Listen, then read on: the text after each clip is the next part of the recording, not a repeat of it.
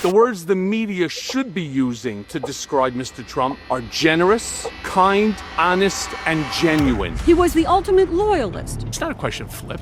It's a question of answering questions. You flipped, though. It's not a flip. Michael. You went on every single channel. You talk negatively about the president. The man who once said he'd take a bullet for Donald Trump. The only time I would not, if he's the one that was pulling the trigger. I pled guilty in federal court to felonies for the benefit of individual number one. And for the record, individual number one is President Donald J. Trump. Ex-Trump attorney Michael Cohen says New York prosecutors pressured him to target President Trump. I would never have testified. I didn't want to. And you've been canceled now by both sides. They started getting 20,000 people telling them if Michael Cohen remains on the network, we're unsubscribing. My audience will say, are you back in his camp? Are you bending the knee? I almost can't say anything. You chose that job, dude. That comes with the territory. So there's probably two communities watching this saying, why would Michael Cohen go on the PBD podcast? And number two, why would we have Michael Cohen on the podcast today after he just got fired by MeidasTouch? They cut his show. And we started talking. We've been talking for about almost 2 years because I wanted to get him on to talk about some of the decisions that he made. And it was very uncomfortable in certain moments, very awkward in certain moments, but he was very open. He said some things that I did not think he was going to say. I asked him a question. I said, who do you trust and who trusts you? You will be very surprised by the answer he gave. And he got emotional when he gave the answer. I said, do you want a pardon from the president?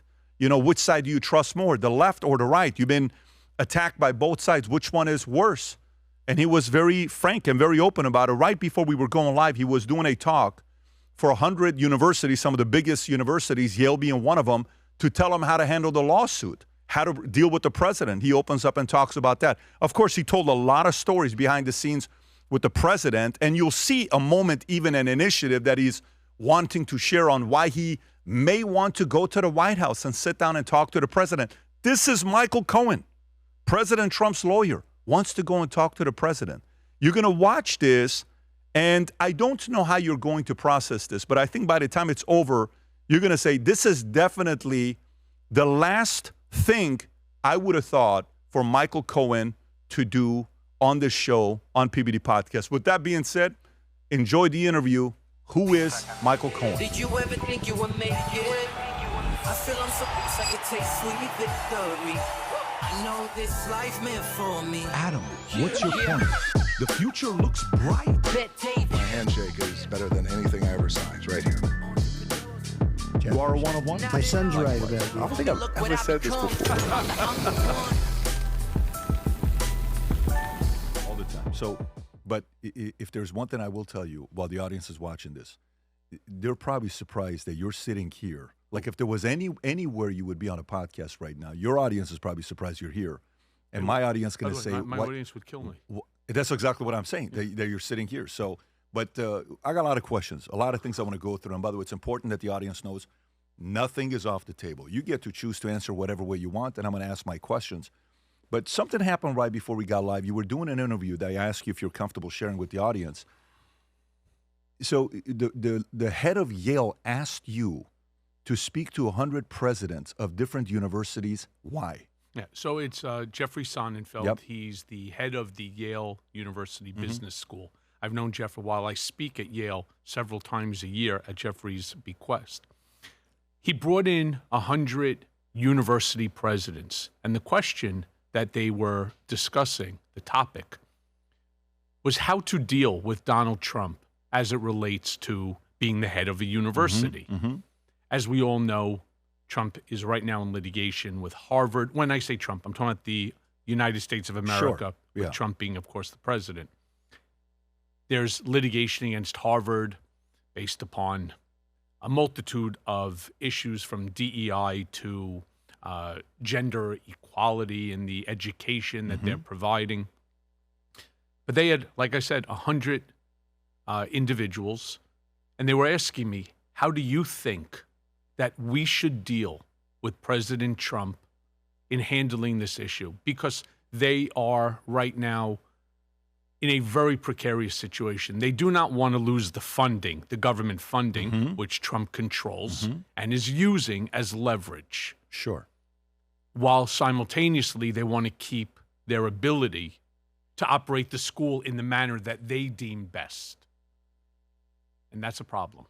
What feedback did you give them? I gave them, my recommendation is to settle, and settle early. Because if you don't, Trump doesn't stop. He will keep going. He will keep pushing the envelope farther and farther. So if he starts with, say, $100 million as a payment in exchange for removing the restrictions on the grants, my suggestion, try to water down the poison as much as you can. Maybe get it down to 50 million or 75 million. But if you don't, he and his team will continue to push it. Next thing you know, it's not 100, it's 250. And after 250, it goes to 500. And he keeps the pressure on. That's how we operated at the Trump Organization. See, that's the beautiful thing about Donald Trump. Nothing changes. He's exactly the same. He operates in the same way that he operated at the Trump Organization. He's running the United States. Identical. It's as if you're already negotiating on his behalf in the first 30 seconds of our conversation.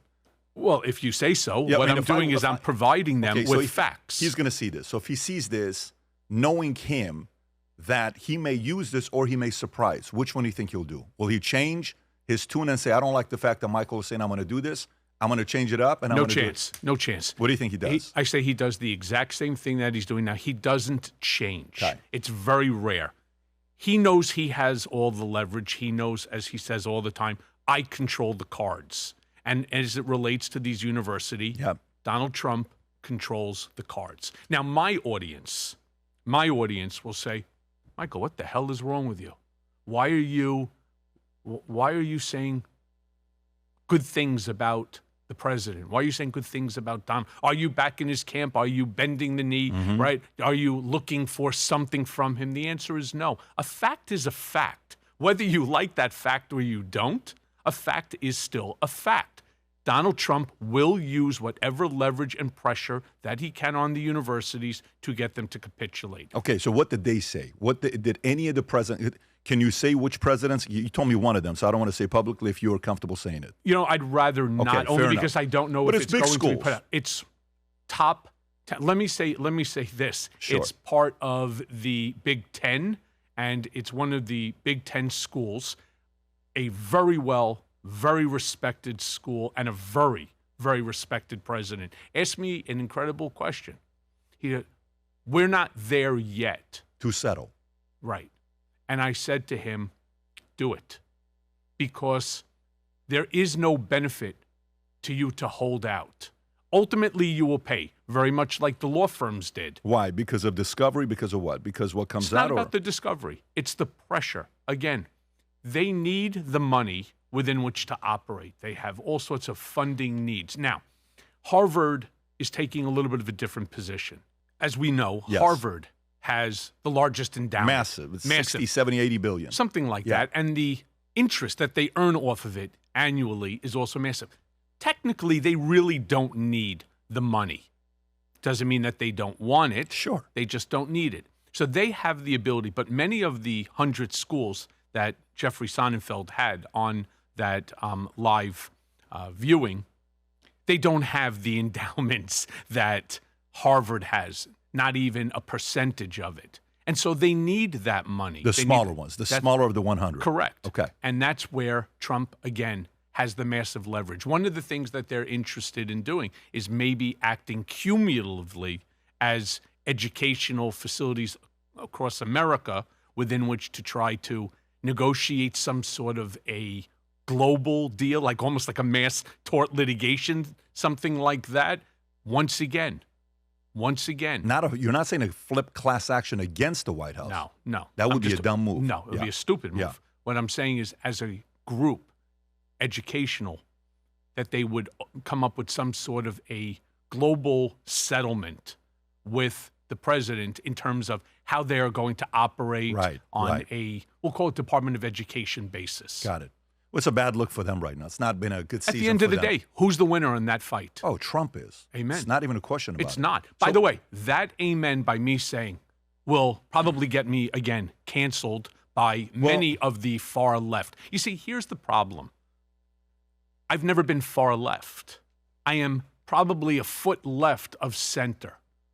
And the problem is, not only do I have, of course, the far right that despise me, I also get tremendous pushback from the far left because I will not sit here and I will not make up stories about a man who I was very close with, as close as two people could really be who are non-familial.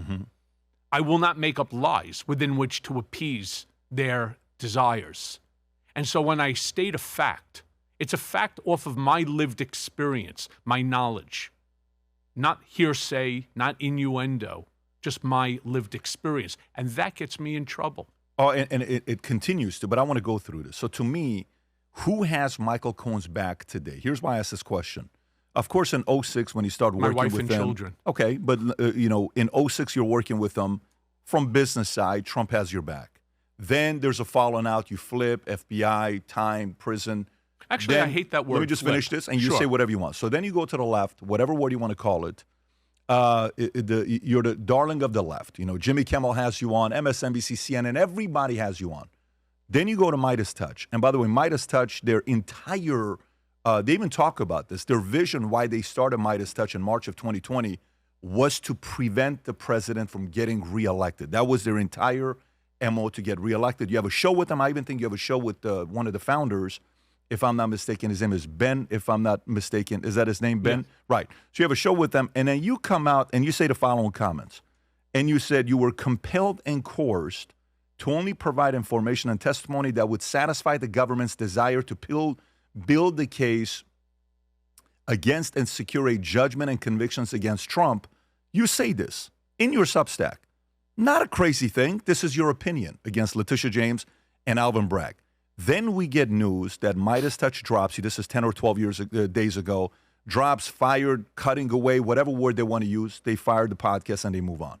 If you were at any other place, you're not getting fired. So your position today, who has Michael Cohen's back? I want to hear your thoughts. My wife, my daughter, my son. Okay. And those people who are more centrist. I have no issue with Ben or his brothers, Brett or Jordy. We're still friends. We still speak. We're just not doing business together. And I understand the reason why they did what they did. They have a very left-leaning constituency. And so they started getting 10,000, 20,000 people telling them, if Michael Cohen remains on the network, we're unsubscribing. Just for that comment? Yes, sir. Just for that comment. Now, these people didn't just make that threat. They actually did it. And it was a significant amount of money. And they have, as you do, a large payroll. And so I said, I understand. I understand. And I have to be me, and you have to be you. But we're still friends. And we still will remain friends even after this. But I have friends who are on the far, far left, and I have friends who are on the far, far right. And everyone is entitled to their opinion. I prefer when you give your opinion that it's predicated off of facts, not something you pull out of your ass. I do prefer that. But everybody has the right. It's the First Amendment. I get that. But CNN viewers probably are not fan of Scott Jennings. He didn't get fired. He got a longer contract, right? Right. I saw Scott Jennings about 2 weeks ago. He's very good at what he does. Scott Jennings, to me, I call him the CEO of CNN because he runs the show there. If without Scott, a lot of people wouldn't be watching CNN. And on the other side, they would say that Jessica Tarlov is the COO of Fox, too, as she's with Greg Gutfeld by the way, and Jesse great. Waters. What I'm saying to you is, kudos to both institutions for not firing a Michael Cohen. Agreed. Because to me, what's the benefit of a Michael Cohen? You're a complicated character to the average person, right? So to the left or the right, they're like, I don't know, maybe. But what do? You at least bring eyeballs, right? You're at least going to get to say, what does this guy have to say? Well, I'm certain that your show is going to do great Well, now. we'll see. I People mean- are going to be, why is Patrick having Michael right. Cohen? I mean, what's Yeah. wrong with him? Is Patrick turning PBD podcast into a radical left, lunatic show? Yeah, or even bigger. Am I going to go, try to hire you as a fixer? Are you come going to in be? By the way, that'd be Yeah. a smart move. Are you? Be a smart move. Are you already, turning the cheek? Are you already, seeing some demise coming to this administration? No, I actually see the opposite. And here's what I see with too, you. by the Because way. to me, when I think about you, one thing you have that's very unique with you, and you probably wouldn't recommend this to the average person, but you've gone through it. So you're a guy that comes in, you saw what it's like to publicly, you say things about Trump, you're on Jimmy Kimmel, he asks you a question, who is the biggest lowlife in that community you're a part of? And you give all these names. You start off with him, his family, Weisenberg. You go through a list of names that you give, I'm not sure right? that was the word that I used, but okay. He used the word lowlife. He said, who is the biggest lowlife? And you said it starts with that. So they can play the clip to see it, but I watched the clip, I think, yesterday or something like that. Because I'm watching to see how you were used, okay? So you go there, and you're thinking you're making the right move, and maybe you still believe that you with Trump, you said things publicly, and then it was very difficult for him for a season. And then the left comes in, and then you've been canceled now by both sides. So for you going through this position, do you sit there and say, maybe I shouldn't have done this. Maybe I should have stayed,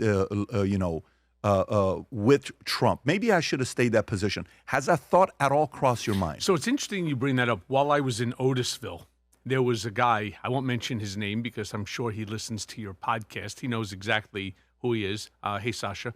And he turned around and he said to me, why don't you just shut up? He goes, chances are, the second you get out, or even before.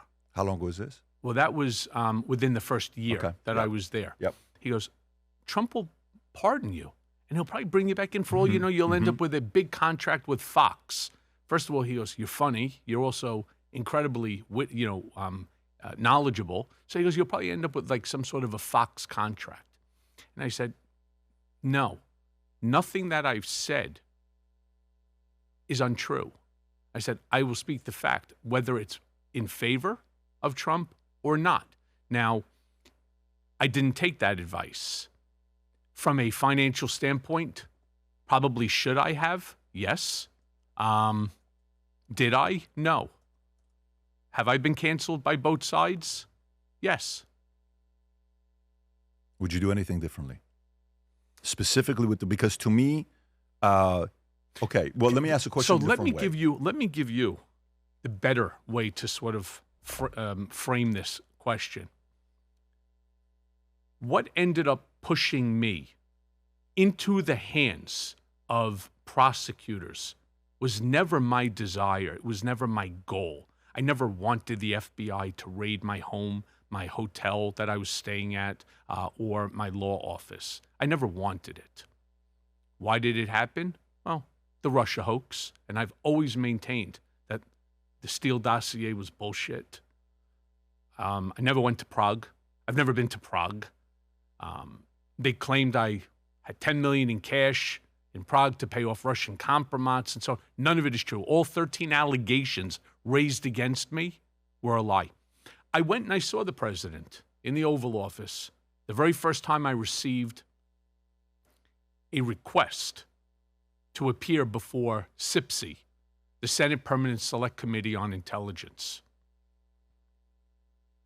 And I said, no.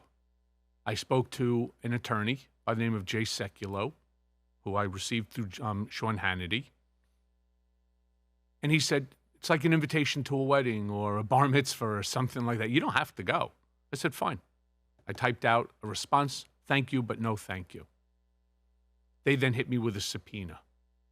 And I said to the president, eye to eye, same distance I'm sitting from you, the only difference wasn't a Formica desk, it was the Lincoln desk, the Resolute desk. I said to him, sir, please shut this down. Nothing good is going to come out of this. These are a bunch of animals. I'm telling you. And the advice that he got from those that were around him were, it'll be bad. The story will be bad. Today, if it was happening today in 2025, 2026, Trump would have shut it down. That I know, because he understands the power that the presidency has. But he was more concerned. He allowed them to convince him. And that's where it all started. When you're under oath, you don't want 1,001 violation. You're not going to lie under oath, unless, of course, you're a member of Congress, right? Then somehow it becomes permissible. I wasn't going to lie under oath. They asked me questions. I gave them the answer. And that's how I became the darling of the left. Because what they did is they took specific topics. And by the way, with all due respect to every single one of your listeners, yourself and everybody that's in this gigantic studio, same thing that they did to him, the same thing they did to me, they can do to you. And that's my disdain for the system. The system, we are a country of laws, but we're not a country of justice. Depends upon who sits at the lever of power, determines who ends up getting screwed and who ends up walking. They can do to you. Who's they? Government, But the Department of Justice, the judge, the prosecutors. It's all about what they want to advance their career. You know, ask anybody who's been through the system. Here's the first line of horse shit that comes out from a prosecutor's mouth. I have a 98% conviction rate. You're not going to be part of that 2%. Huh. 98%? Well, you must be a genius. How come you and every single prosecutor has a 98% conviction rate? And the answer? Because they control all the levers. They control the whole game. Still? Still. And with me, what happened? I didn't want to testify. I was subpoenaed every single time within which to testify. Had I not had to testify the first time around, none of this would have gone on. I had no desire within which to. And it's not a question, you use the word flip. It's not a question of flip. It's a question of answering questions, responding to questions. No, you flipped, though. It's not a flip. Michael, you flipped. When you went flip, on every you single flip, channel, you talk negatively about the president. Only when you flip, when you get a benefit from it. What benefit have I ever received? In other words, think about the mob. Think about the mob. When they flip on their boss. I will tell you, yeah. Okay, what did I get? Oh, no, what you got, you didn't get. What you wanted, you didn't get. What did I want? What didn't you want? You didn't want a pardon from Biden? You didn't hope that he would pardon you like by the way, with all due respect? He said, I want to depoliticize the concept of pardoning, and then he ends up pardoning his son and his Fauci family. and his family and all the J6, committee. Mind all you, this when stuff. I asked for that pardon, I was already finished and I was already off paper 6 years. So flipping, you don't do it post facto, right? I'm not asking for a post-mortem award. I wanted it early on, but that wasn't happening. So I've sat down with actual mobsters. I've probably done more mob interviews than anybody else in the podcast world. And you talk any one of them, they'll come and talk to me. Whether it's Sammy the Bull when he got out, whether it's Michael Francis, whether it's the late Frank Collada or Philly, and I'll give you the list of every one of these guys. Should I'll I sit be down afraid? and talk. No, not at all. It's just I enjoy the movies, and so and I'm in Florida. A lot of these guys end up here, as you know, because they like the warm weather. They like the warm weather. Yes, they do. But flipping is. You know why they like the warm weather? The ground is easier. The ground is easier. Sure, to dig up. Makes sense. Yeah. Makes sense. I like that joke. I think the right people got it faster than I got it. Yeah. But no, I got it. So, but, going back to it, when we talk about flipping, I want to qualify it and isolate this main issue. You're not one of the guys. How many total hours did you spend with the president? Oh, my God. Total hours. 50,000. Okay, that's a lot of. How many people have spent 50,000 hours with them? 0. Okay, so you're a guy. Maybe Alan Weisselberg. Let's say a handful. A lot, but maybe Let's say I don't think as many. Let's say a handful. Let's say a handful. Maybe his son, family, whoever it is. Let's say a handful. Okay, so you go. You know everything. In a business sense, I'm trusting you, and you're telling the public, I would take a bullet for this guy. And I would have. I think. At what age you read Art of the Deal twice? You were 15 or 16 years old? I don't know what it was. You were young. So the Art of the Deal came out in 1987. I was a sophomore in college. Okay. And I think you said you read it a couple times. Twice. So this is a guy you looked up to since you were a kid coming up. Correct. So you ended up working for this guy. Yes. You're in there. In there. I don't have it prepared, but if I wanted to tell my guys in the next 6 hours to create the clips of every time you defamed him, they can come up with hundreds. Yes? Well, I don't know about the word defamed, but I would say said extremely negative things about him. Low life is pretty negative. Oh, you're right. Yeah, low life is pretty negative. So it's not like I don't want to play it. By the way, with all due respect, think about how many times she said that about me. But too. there's a difference, though. Here's the Why? difference, and I will tell you what the difference is. If in the power structures of the world, okay, especially with him, New York, you guys go by a different rule than Toledo or Mesa, Arizona, or Glendale, California. It's a different rule in New York. New York is tough in business. New York real estate is tough. So when you're playing it, you have to know in the power structure, I'm the boss, him, and you're my right-hand guy that's doing stuff for me.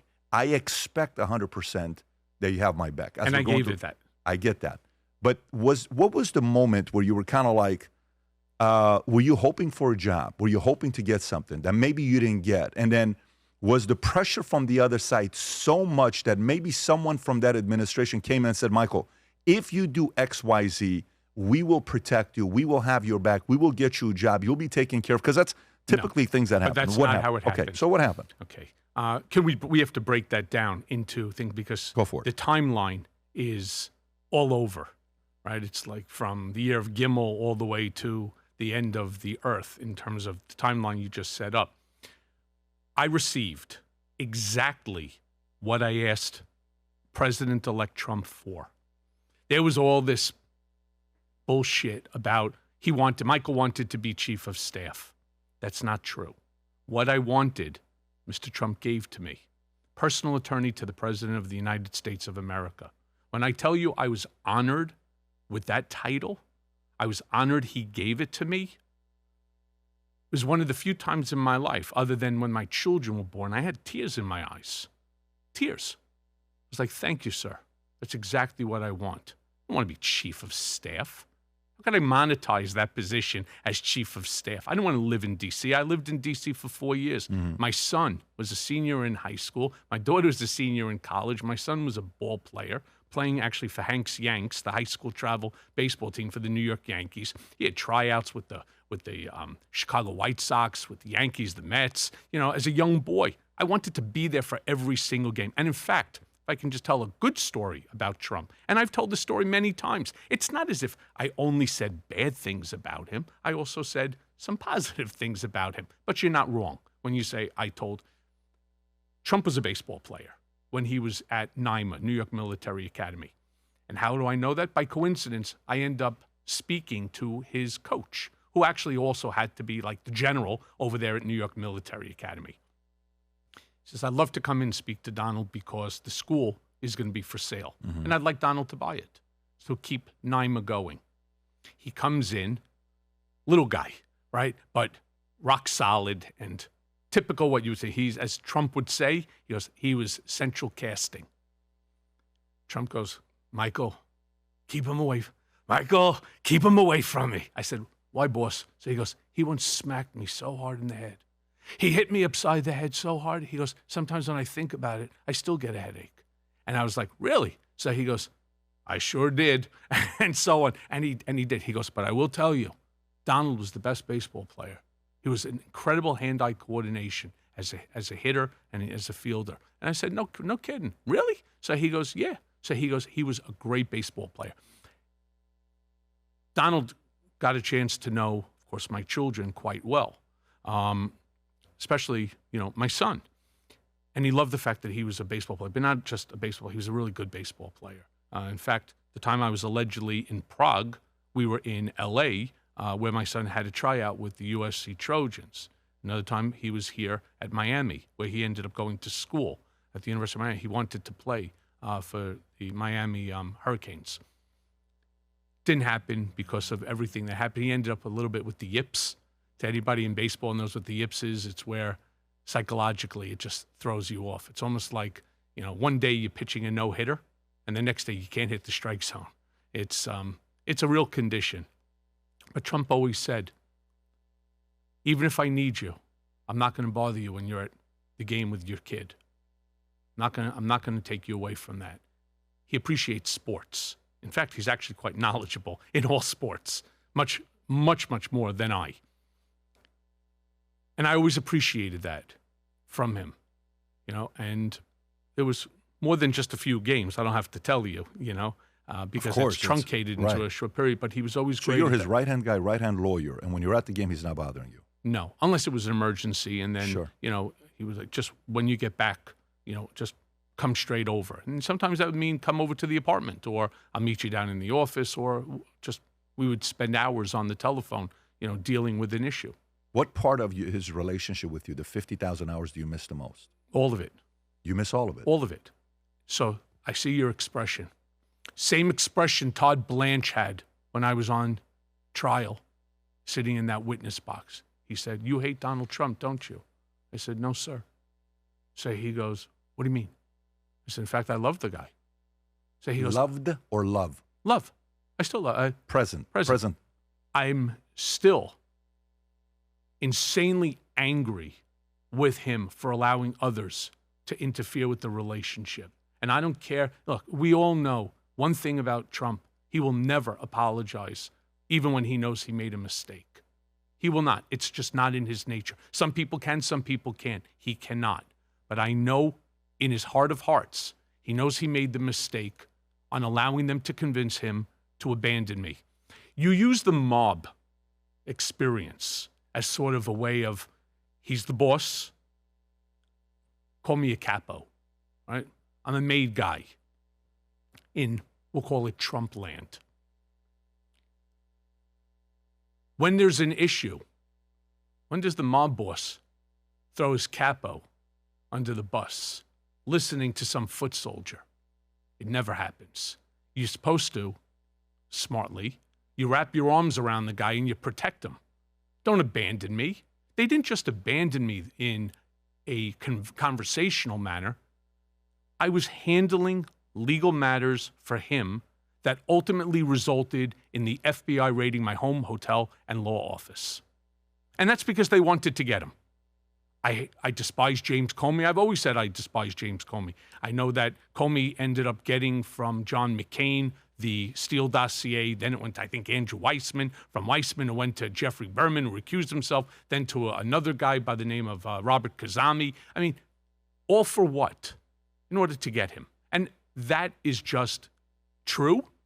And I hope it's apparent to everybody. I don't care if you're far left or far right. That is and should be apparent to everyone. So give me the exact timeline. What month was it when you say, he made the wrong decision, he sided with them instead of me? What was the timeline? Exact. I was in the process of going through all of the documents on a review to ensure protection for him in terms of attorney-client privilege. We were doing a document review. He's in already.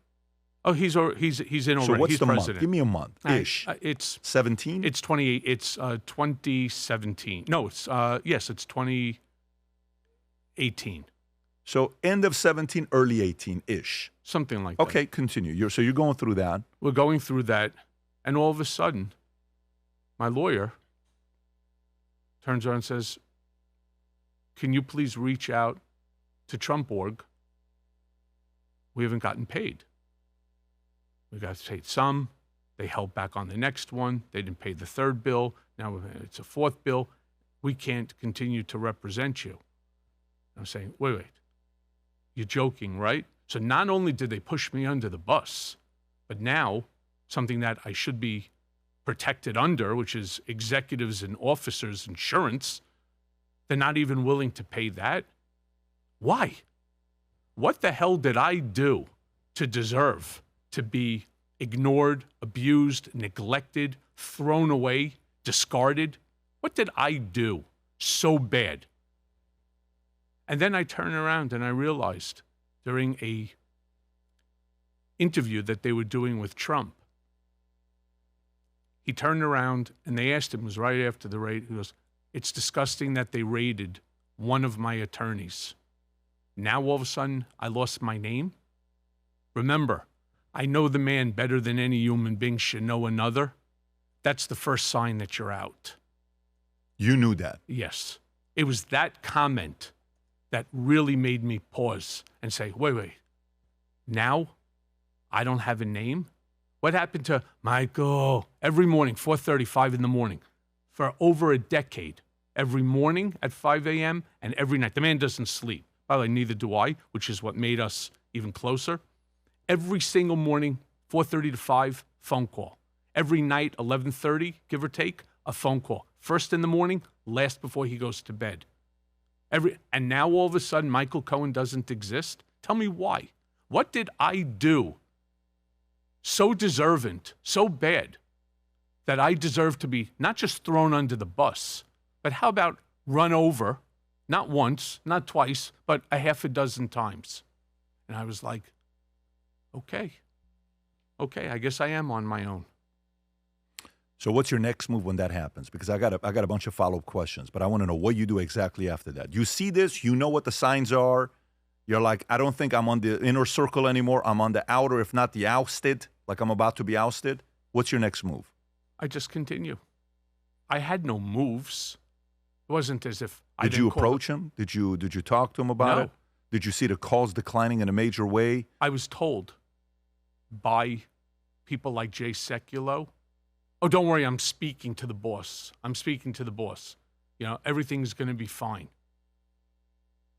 Ultimately, I realized that Sekulow is lying to me. They then tried to send in this scumbag, Bob Costello, a lawyer who was with Rudy Giuliani. They tried to infiltrate the defense where he wanted to come in. It's really a terrible. This, by the way, would be probably an Oscar-winning movie because it's so outlandish, it's so ridiculous. Nobody would possibly believe that this is true. They would think that this is some sort of a made-up plot by some really dystopian writer. Why in the world would you do it to me? Somebody who would legitimately have taken a bullet for you, except under one condition. If he's the one pulling the trigger. I couldn't do it. It was the ultimate betrayal. It was like being betrayed by a brother. Okay, so but from there on, what I'm trying to find out is, did you approach him? Did you talk to him? How sudden was the fall of communication with him? The late night, the early calls, or was it still going on? That's still taking place? That stopped. So when is the last time you spoke to him? The day after the raid. The last time you spoke to him is the day after the raid? The day after the raid. You've never spoken to him since? The day after the raid. Got it. Okay. So you called him or he called you? I called him to let him know I was raided by the FBI, which I found to be unusual. Even back then, Trump didn't fully appreciate the power of the presidency, but people still feared him because he was getting rid of people left and right. Remember how many people got shit canned from the beginning? Yeah. You're going to really tell me that the FBI was raiding the home, hotel, and law office of the personal attorney to the president of the United States, and nobody had the decency to tell the president that this was going to happen? Why did he allow that to happen? Can I speculate? You can. Okay, so if you're in a position like that, and he has a lot of people that are in his ear, right? If you're in a position like that and there's a lot of people in his ear, and I've gone through this before, I've gone through it closely, of course, on a much smaller scale, in a business where you're like, wait a minute, who is on my side right now? That guy used to be on my side. But why are you protecting that guy now? You used to say this, now you're getting a little too cocky because we're getting so much attention. You're walking around like you run this place, and you look at me in a certain way. Don't look at me like that. You never looked at me like that before. Don't get too comfortable. And there's a certain level of expectation to maintain that energy of respect to know he's it, right? The power struggle. He's trying to learn everybody. He's trying to study everybody. As that is happening, don't you think there's a part of it where to say, okay, he's going through a season that he went into a world that he doesn't know this world yet. It's his first term. He's much better now. I mean, he knows what he's doing now with his third term, whatever you want to call it. Of course, those 4 years he was off, he learned a lot. It was actually, he has an advantage because at that fourth year of being off, everybody came and gave him so much information. But let's at least acknowledge it's his second term, not his third. For sure it is. It's his second term. Because otherwise that would make this term unconstitutional. No. This is a second term. What I'm saying is that 4 year was a very good break of getting smarter. I think he has that competitive advantage over his peers. But don't you think while you're in that moment, like there's a little bit of saying, man, maybe he's going through a season. Let me see what he's going through. Instead of, nope, I'm out. Yeah, that's not how it happened. You see, what you're doing is you're creating a break in a timeline. I didn't break the timeline. The people, the enablers, the sycophants that were around him are the ones who did it. He'll Who are acknowledge some of the it. names? Who are some of the names? Jay Sekulow. Okay, who else? In my book, Revenge, Jared Kushner, Reince Priebus, Steve Bannon. There was a whole group of them. Now, you got to cut him off. You got to cut him off. Now, Jared, that saddens me too because we had a friendship. Ivanka, from what I understand from investigations that I used to write my book, Revenge, Ivanka was like, you can't do that to MC, her nickname for me, right? You can't do that to MC. Stop. Well, he took the advice of people who were never in his orbit before over the protection of me. And I don't think that you or even any of your listeners would turn around and say, yeah, I would have done that. I think everybody would have done it differently. In fact, I am 100% certain, not 99.5 like Ivory Soap, 100% certain today, if this happened, he would never have done what he did. Certainly not over $1 million in legal fees. Certainly not listening to the enablers that were around him over somebody who he spoke to and who he trusted every single day for more than a decade. I'm interesting in a way, like insanely loyal. And I don't ask for the same, for reciprocal loyalty. I do ask for some. And when I said, and I'm going to repeat it, I said it before, and I think it's important, I would have taken a bullet for him. Someone pulled out a gun, I would have jumped in front of it. The only time I would not, if he's the one that was pulling the trigger. And what I realized is that in this case, when it related to me, he was the one pulling the trigger. He may not have went out and purchased the gun and the ammunition. That was given to him by his enablers. But he was the one pulling the trigger because as President of the United States, he had the power to do what I told him, what I asked him. I pleaded, I begged him, just shut this shit down. Nothing good is going to come out of this. They're going to come after both of us, and we're both going to get hurt from it. And you know what? Sadly, I was correct. Let me ask you, let's role play. But let me go one step further. Can I go one step back even Sure. further? I wouldn't change anything. Okay, but let's play something else out. Okay, let's play it out. You don't do what you did. Where are you at today in 26? Broke, on the street, no wife, children hating me. That's where I was. You see, people have me all wrong. I heard all this crap, Trump made you. Shitheads, I retired at the age of 39. All right, I didn't need to work for Donald Trump. I wanted. When he offered me that job, which came out of the blue, I didn't put in an application. I was in the office. He asked me to help him with a matter that dealt with the casinos. And of course, I had done several of the legal matters for him as well prior to that. Then he was like, you happy at that sleepy old firm that you're at? It was at one of the oldest law firms in America, Phillips Nyes. I was a partner at the firm. It's like, yeah, I don't really work too hard. I'm doing just fine, having a great time, great life. He's like, why don't you come work for me? I'll give you Ivanka's office. They just built on the 25th floor. You'd be right next to me. You'd be my personal attorney, my special counsel. And I was like, a guy who I admired tremendously is offering me a job. I didn't expect it. Actually, I expected to get paid for the work that I did on Trump. I was waiting for a check. And when I asked him for the check, humorously, he turned around and goes, you want to get fired on the first day? I was like, okay. And I accepted the job. And I don't look back. Nor do I look back with the NDAs and so on. I don't look back at any of that. Yeah, and say, there's a difference between when you're saying shitheads, you think I wasn't making money before. There's a difference between being a lawyer for an oldest law firm and you're making good money, you got a good life, to all of a sudden you're with the guy in New York City. That no, you're missing my point. I retired. I know you did. So this is not a money thing, but there's a difference between, there's a lot of billionaires nobody knows. Right. I wasn't a billionaire. I was more than comfortable enough. I didn't know the need story to of work owning anymore. 30 or 40 medallions. No, the taxi. 285 yellow cabs in New York City. Cabs or medallions? Medallions I owned, some, right? The 40. Right. And then I had some in Chicago as And well. some of these But we medallions ran at the peak was $1 million. 1.4. Right. I had about $60 million just in medallions in New York alone. And then you had 280 cabs? And we had 285 yellow And cabs in New York City. through the wife and the family, no, or this is you? No, that was me. That's- I was a lawyer that was working. My father-in-law had a couple of medallions. I ended up buying them from him right after 9/11. And then you took it to a different level. No, I was already in the industry. I started in the taxi industry December of 1995. I bought out a client when I was practicing negligence tort and medical malpractice. I bought out a client that was leaving the country.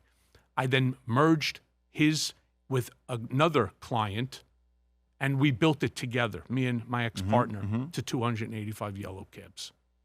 Bought buildings together, properties together. In fact, bought properties in Trump World Tower. We bought a whole slew of apartments. I bought one, my parents bought one, my in-laws bought a few, my partner bought, some friends bought. I put together a whole block.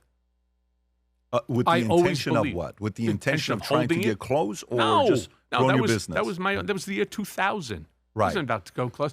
I valued the Trump brand for what it was, and I was getting a very good deal, price per square foot, and it was an investment.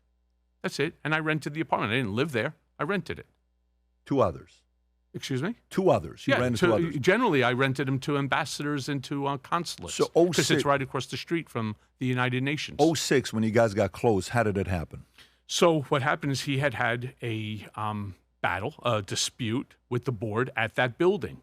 And Don Jr. had said, hey, there's a guy who I know, Michael. He has an apartment in that building, but his parents, his in-laws, his friends, there's a whole group of them. You should really speak to him. He's kind of sharp-elbowed, right? He may be the right guy for you to talk to about Junior's this. telling this to Pops. Correct. Okay. And I met Junior because I had just bought apartments in a different building that I had combined together for my primary residence. And that's where Don Jr., he was doing the construction. Got it. Okay, so today, Michael, so you're saying I would have done it the same way all over again if I would have stayed the same, I would have been broke today, not married, family, all this stuff that you're talking about, that the situation wouldn't be good for you today. You believe that? I do. Okay. Fair. So today, who today do you trust, and who today trusts Michael Cohen?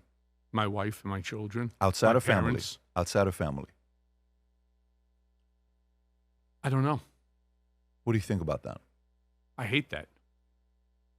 You know, I do have a lot of still supporters, a lot, on my various different social media platforms, as I told you.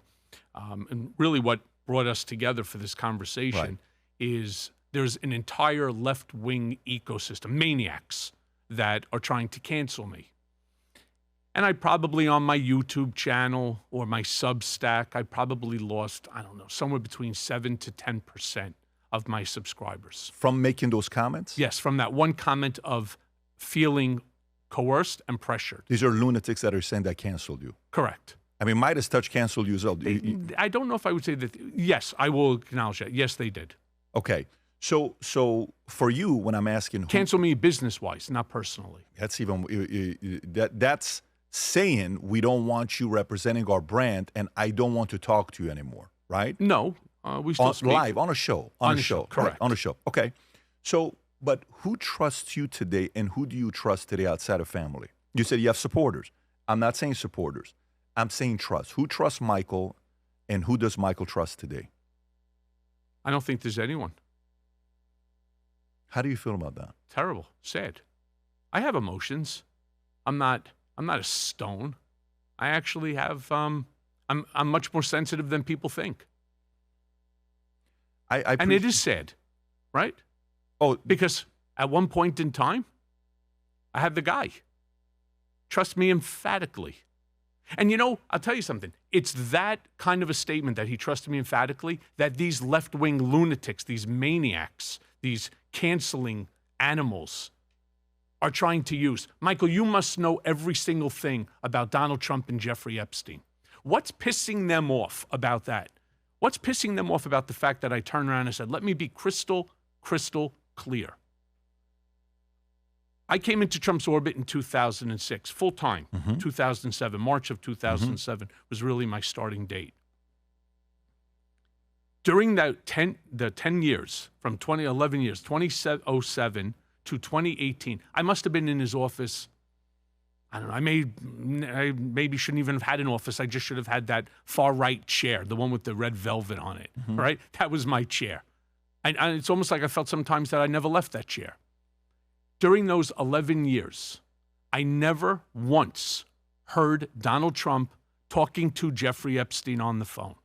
I never once saw Jeffrey Epstein in that office. I never spoke to Jeffrey Epstein personally. I never engaged in emails, text messages, any communication. In fact, I only lived like 12 blocks away from Jeffrey Epstein. All right? He lives on, well, that doesn't matter. But I live about 12 blocks away from him. That Lex Wexner house, the $77 million out of 52,000 square foot. Yeah, that he got for a gift, as a gift. $1. Yeah. Right. For whatever reason. No one knows yet. I live 12 blocks away from him. I'm not even sure if I was ever in the same restaurant as Jeffrey Epstein. Never had any communication with him at all. And because I turn around and I say that during the 11 plus 12 years that I was literally living inside Trump's office, I never once had any dealings where Trump was in communication or talked about Jeffrey Epstein. However, there is one case that came across my desk. As Trump's special counsel, I receive an envelope, and in it is a Jane Doe case against Donald Trump. Jane Doe makes the allegation that she was a child and that she was raped by Donald.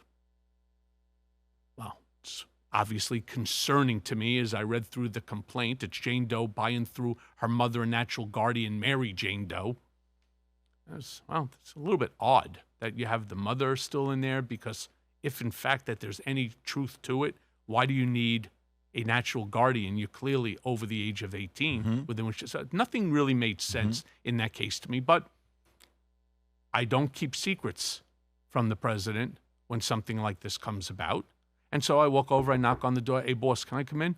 I said, I just got this crazy-ass suit or this notice of lawsuit. They call that a naked summons. What do you know about it? So he goes, Michael, it's complete and total bullshit. I said, okay. So he goes, he just handled it. And we had obviously many other things going on at the time. He was running a campaign. I said, sure. So I reach out to some folks who I know. We send an investigator to the alleged address of this Mary Jane Doe, and it's a vacant parking lot. Why are you looking at me confused? Because that's the same look that I had. How's that possible? Did you say vacant parking lot? Vacant parking lot. You know, like a piece of dirt, land. Right. So I reach out to the lawyers, and I just start engaging them in conversation. And I don't know what made me ask. It was just a gut feeling. Sometimes you get them, and if they turn out to be the right ones. Have you ever met your client? He says, no. I said, what are you talking about? So I said, how'd you get the case? It was through the mail. He says, you think it's possible that maybe it's not real? You think it's possible? Because the address that's included in here is a vacant parking lot. So he goes, give me some time. I'm going to call you back. And they ultimately walked away from the case. Did we ever find out who it was that sent that to him? No. There was somebody that played them and sent in this case. Okay. All of a sudden, this left-wing ecosphere, these maniacs, they're now equating, for whatever the reason it may be, that this Jane Doe is someone by the name of Katie Johnson. And Katie Johnson is a real person. But I've never worked on the case of Katie Johnson. I've never looked at the file. I don't know anything about this file. That's being handled by somebody else. It's being handled by Alan Garten, who's general counsel at the Trump Organization. I have no knowledge of it. In fact, my understanding is that Lisa Bloom, daughter of Gloria Allred, was the lawyer for Katie Johnson. Now, that case was abandoned or it was dismissed. Okay, fine. What does that have to do with me? What does it have to do with the fact that there was a case that the attorneys walked away from because it was not a legitimate case? Why is all of a sudden this Jane Doe, Katie Johnson, they're not the same? Lisa Bloom, I believe, acknowledged that. They're not the same people. And it doesn't make any sense either that they would be the same person. Why would there be two cases? So you're saying that Michael Cohen threatened this Jane Doe, and so they abandoned it. And I need to try to figure out on a timeline whether that allegation is before the Katie Johnson case was filed or after. Were they going on simultaneously? Patrick, none of this makes any sense at all. And again, how much easier would it be for me just to say, oh yeah, I threatened this Jane Doe's lawyer and so on, and they managed to dismiss it, right? Pump myself up, like a boss, right? Like a capo. It's not true. It's not what happened. The lawyers walked away from it because it wasn't a legitimate case. Plain and simple.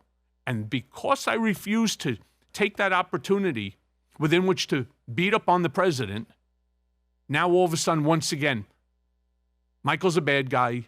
He's bending the knee for Trump. He's asking for pardons. He's asking for something. He wants back into the fold. Hey, Michael Cohen here. Look, you all know who I am. Donald Trump's former personal attorney and fixer. A lot of things have taken place over the years. A lot of questions need to be answered. Well, you may have a lot of questions. So do me a favor. Anytime you want to ask me a question, feel free to reach out to me on Connect. Do you think you care too much of what people think? I think everybody cares what other people but there's think. difference. No, I think there's a limit. And to me, I learned a long time ago, like one of the things I put in my business plan is knowing who I cares about what I think, and what I'm saying, and who I could care less about.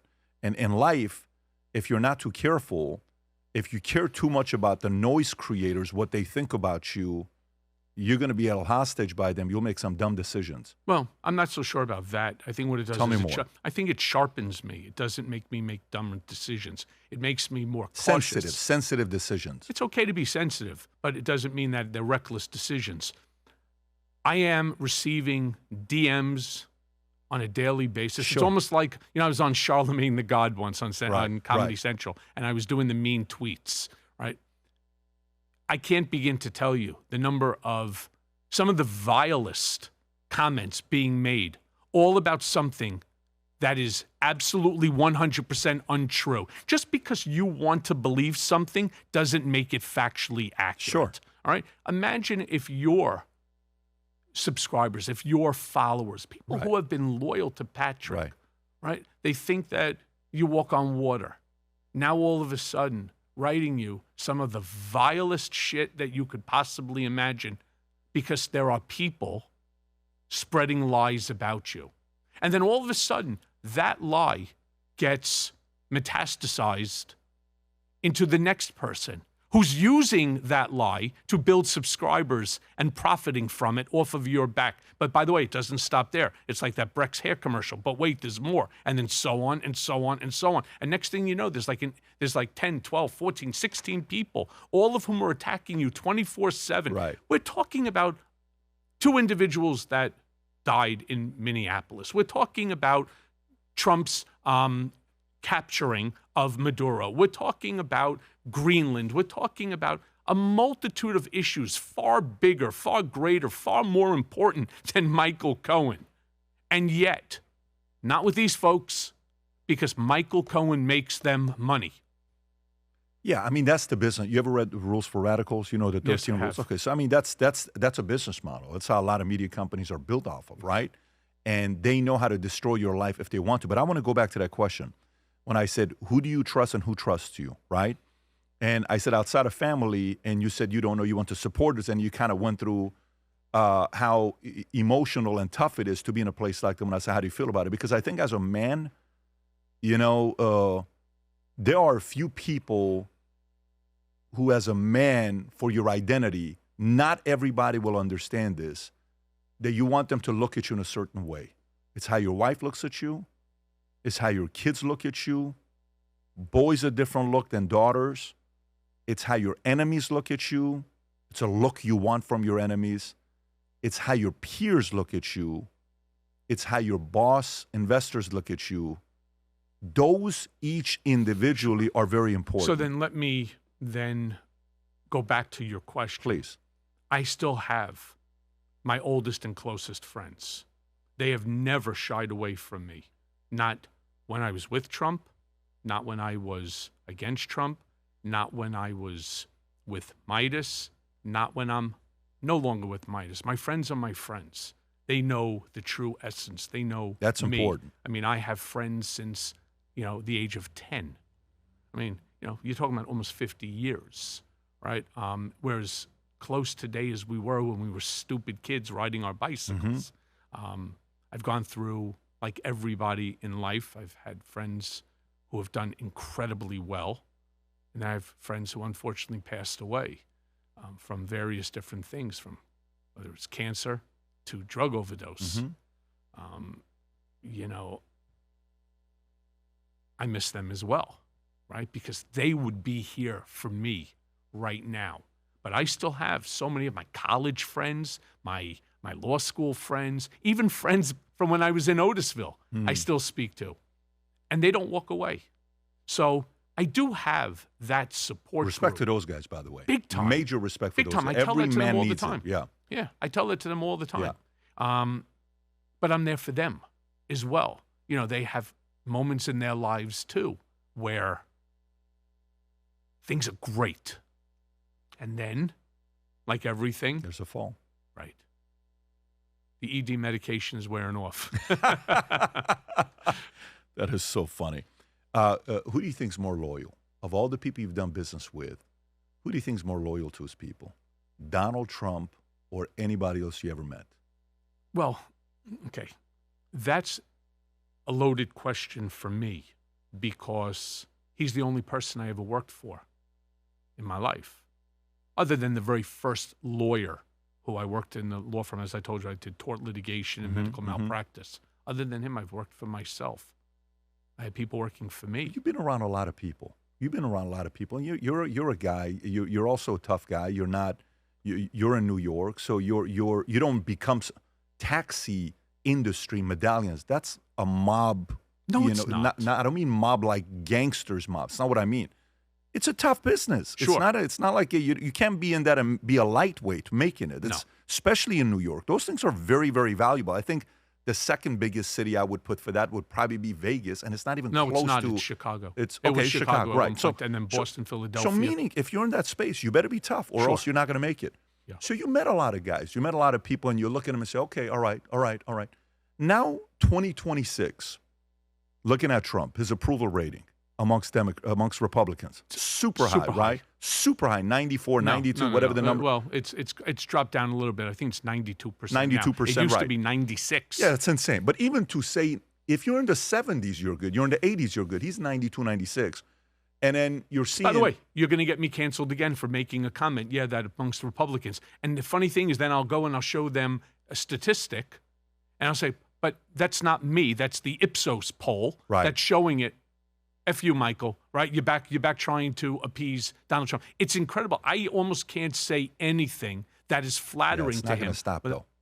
No, it won't stop me. It's not going to stop. But it's about what are you solving for? So let me go back to it. 2026, J.D. Vance said stuff. I'm a never Trumper 10 years ago, whatever it was, when he was doing the interview. No, he called him America's Hitler. He did, but he said I'm a never Trumper. Like I'm never, when saying never Trumper is like I'm never doing anything with him. He's the VP, right? Rubio going back and forth, right? Ted Cruz inside working with him, right? Called him a sniveling coward. A lot of things, but the point is, he's also a guy that, hey, you come and you give respect. You're back in a circle. Let's do business together. Let's move on. And there is that side of him. And some people don't have that at all. There are people, you cross them once, you ain't never getting it. That's not him. No. So he does have a side that's, I don't know if I want to say forgiving. I don't know if I want to say, his closest guy right now is probably Marco Rubio. I mean, do you? No, I wouldn't one say of the it's Marco. closest guy. He's one of the closest guy. I still think one of his closest is probably Steve Witkoff. There's a history that goes back. Okay. I have a history with Steve Witkoff outside of Trump. Real estate, another guy. And our children are all friends. Wow. And so, I mean, yeah. Are you still good with Steve, or do you? If I saw him, sure. Howard Lutnick, I know Howard longer than I know Trump. My daughter and his son went to nursery school together. It's 25 years I know Howard. All right?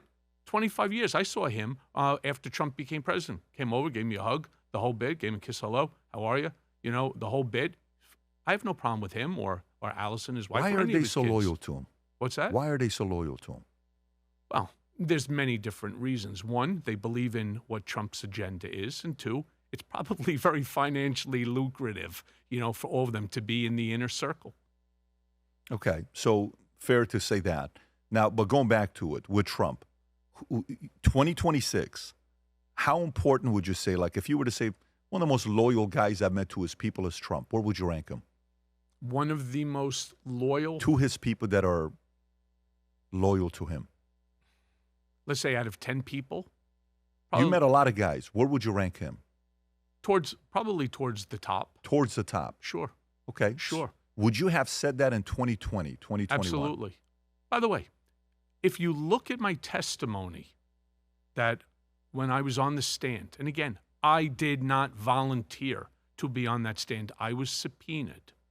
By the way, would I have done the 60, 90 days like Peter Navarro or like Alan Weisselberg had I had somebody in my camp? Hell yeah. Certainly it's a lot better than the 6 years that I got from that idiot judge, right? Off of what?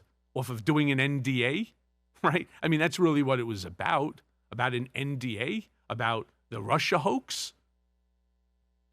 Had I had even just a shred of loyalty thrown back to me, some care, some knowledge that, hey, let's protect Michael. Let's put our arms around him. It's what a mob boss would do. Don't take the guy and then just say, oh, yeah, point over there. Hey, no. Look at him. Don't look at me. Stop looking at me. Look at him over there. No, that's not right. That's not. I would never have testified. I didn't want to. In fact, when I said I felt pressured and coerced, I felt coerced. I was under subpoena. I felt pressured. I didn't want to do it.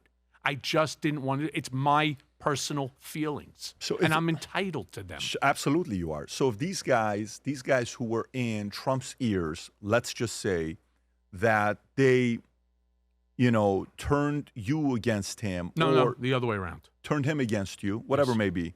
And let's just say you know that for a fact. I do. Okay, fair. If you know that for a fact, don't you think time's going to be on your side? Don't you think within time he's going to realize what happened? My hope? No, but what I'm Yes. saying is, even in that moment to say, did this guy, I have 100% of his back. Don't you think, and I want to finish this and then we can move on to the next topic. No, because I have a response for this. That's going to blow you away. So what I'm saying is, in that moment, you're like, what is he doing? Patient, 3 months, 6 months, 12 months, 18 months, 24 months. Then he sees the guys that did this. Then he sees how they did. And then he sits there and says, but that Michael guy never flipped. But that Michael guy never threw me under the bus. But that Michael guy, you know what?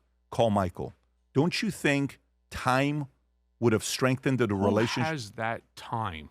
All right? When this is happening to you in real time, you're thinking post-fact. And I agree with you. Post-fact probably would have been better. That's what makes it tough, though. That's what makes it hard. No, not what makes it tough. It makes it impossible. Because you're living in a world. Yeah. I can assure you, this has never happened to you. In fact, it's probably never happened to any of your listeners either. You can't imagine what it feels like. It's not an anvil dropping out like in the Roadrunner from the sky and squashing you into a... You chose that job, though. That comes with the territory. It's not an easy job. What job are you referring to? Don't choose to go into the administration. I didn't go into the administration. Don't choose to stay supporting when he's at that level. I mean, this is the most targeted man in politics in our lifetime. Though it wasn't anything that we had done while he was in office. This was everything pre. None of it was political. This was all pre. I understand My that. point is, so what was I looking for? What was I hoping for? I was hoping that the man who I revered, man who I had worked for, had blasts with. We used to travel together, laugh. I don't see Trump laughing anymore. I don't see him smiling. I don't see him having a good time. I think he's having the time of his life. No, he's not. He's not. He's not laughing. When we were together, he used to enjoy everything. He used to smile more. He used to laugh more. That I assure you.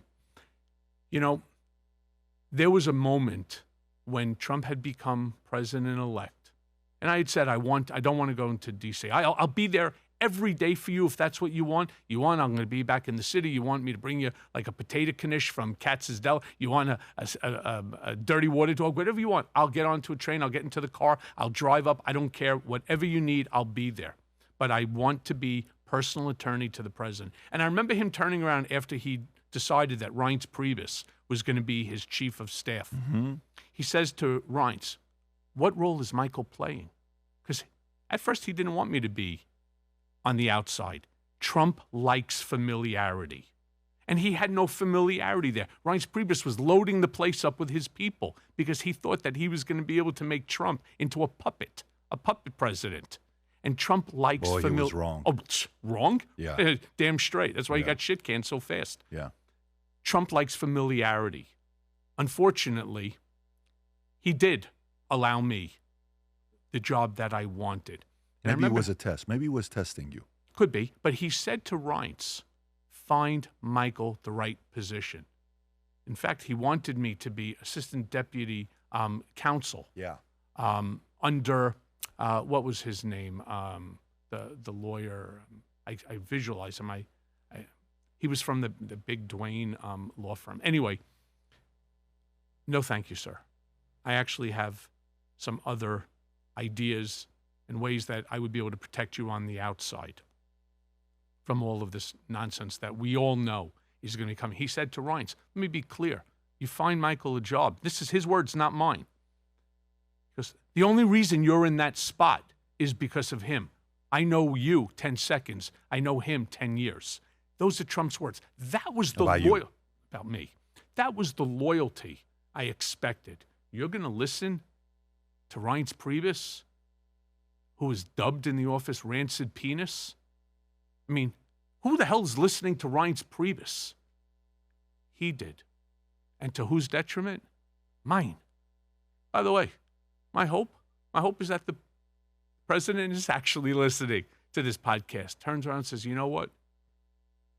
Yeah, I missed the guy too. Give me a call. He still has my cell number. It actually was once...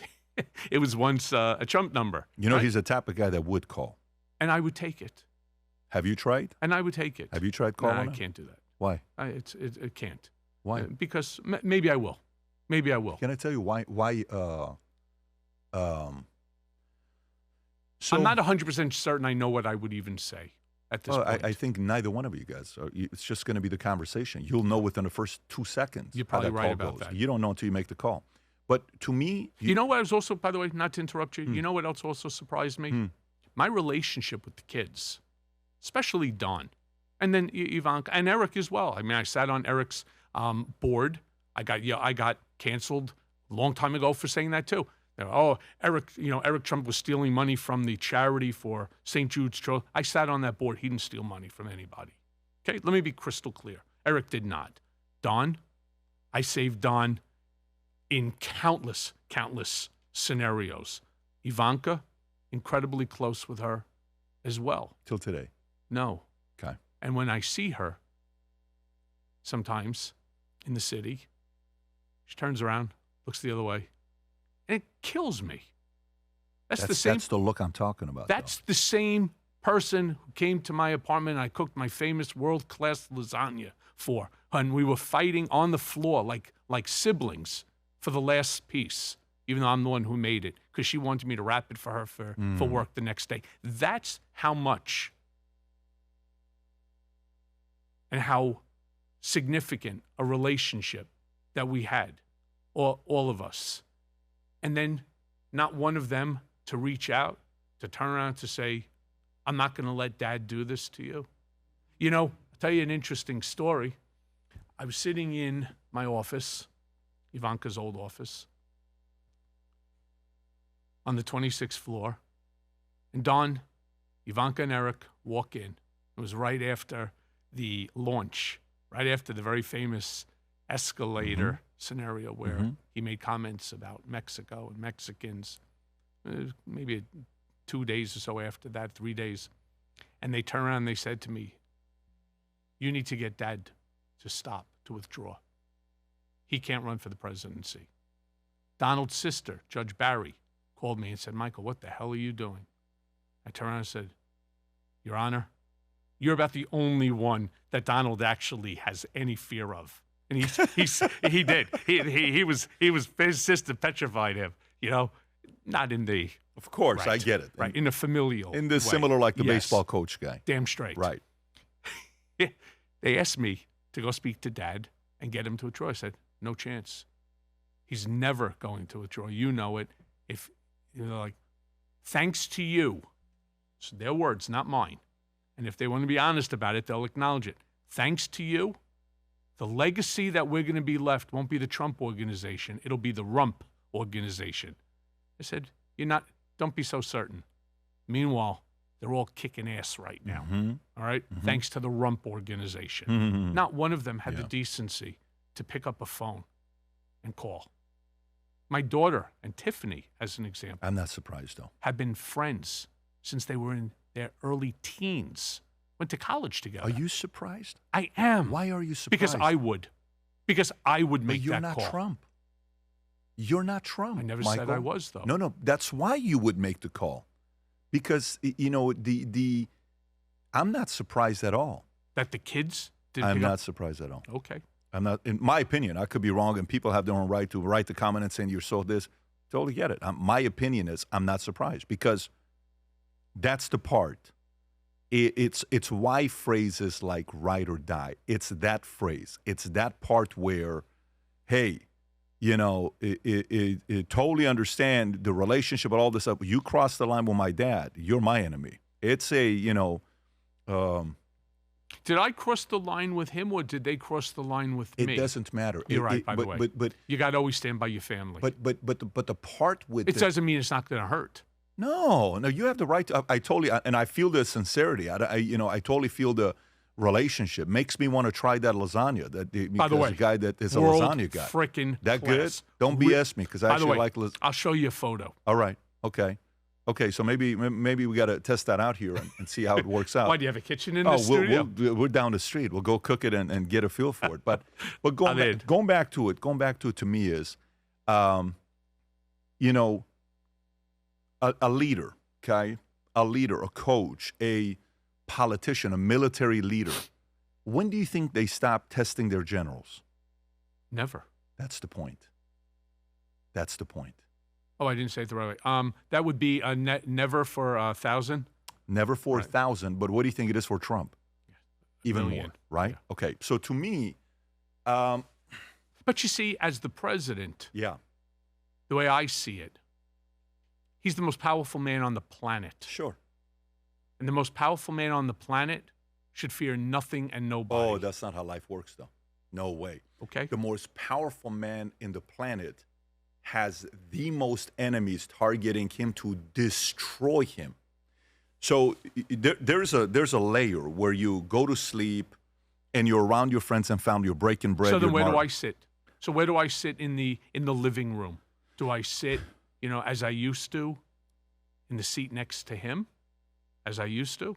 Or now do I sit in the bathroom in the back with mush, right? Stop looking at the dice. Remember That's that your from choice. Bronx Tale? Yeah, of course. Chaz is a friend. That's a.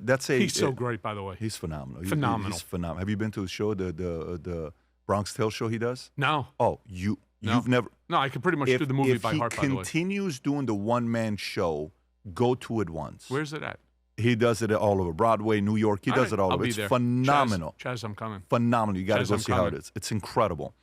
So, but to me, that's your choice. Your choice is what level of pain do you want to tolerate to maintain that So you relationship think I should long-term. actually make a call to the White House and ask to be seen? What's your outcome?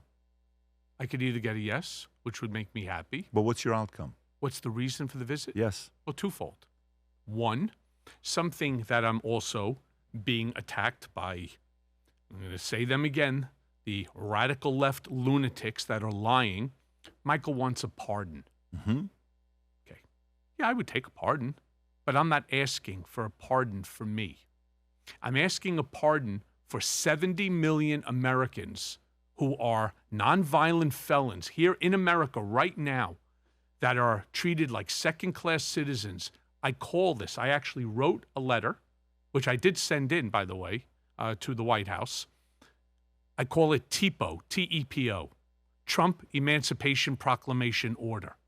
It would give a second chance to 70 million nonviolent felons who have finished their sentence completely. No more restitution, no supervised release, no home confinement. They are done. So there is no commutation of sentences. It is merely no longer being listed as a felon that prevents you from getting work, having a bank account, having the ability to reintegrate into society, which is exactly what they want. I have that in front of him. He would, here's a question for you. And I do not diminish the disgusting part of America's history where slavery was rampant. You know how many slaves existed in America during slavery? Do you know? Most people don't. Just under 3 million. Mm-hmm. 70 million Americans carry the stigma of felony convictions, that scarlet letter. Bank accounts, employment, housing, etc. This would give them the ability. You know who I co-authored this with? A very long-time dear friend of mine, Jesse Jackson Jr. I've been friends with his father for decades. And through his father, I met Jesse Jr., who is a felon himself, former Congress member. We co-authored this, and I sent it in. So if I had the opportunity to sit with my former boss, my former friend, who knows? Maybe 70 million Americans, mostly minority, like when I created the National Diversity Coalition for Trump. Diversity. Bring back so that it's not an issue. Oh, Donald is racist. Donald doesn't believe in diversity. It's not true. It's not true. Give me the ability within which to do this for 70 million Americans. So I would have that opportunity to sit with him, and then I would have the opportunity to look my old friend in the face and ask him, is there maybe something privately you would like to say to me? Right? Maybe just between you and me.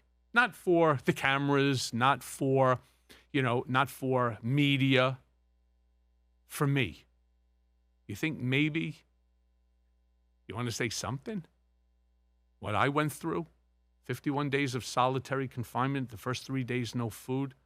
When they put me the second time in because I refused to waive my First Amendment constitutional right and not publish my first book, Disloyal. They put me in a freezer for about 3 hours. You know what it's like when you're so cold and you're chattering so hard, your teeth feel like they're going to fall out of your jaw? You think that goes away? You think that's not a trigger for PTSD?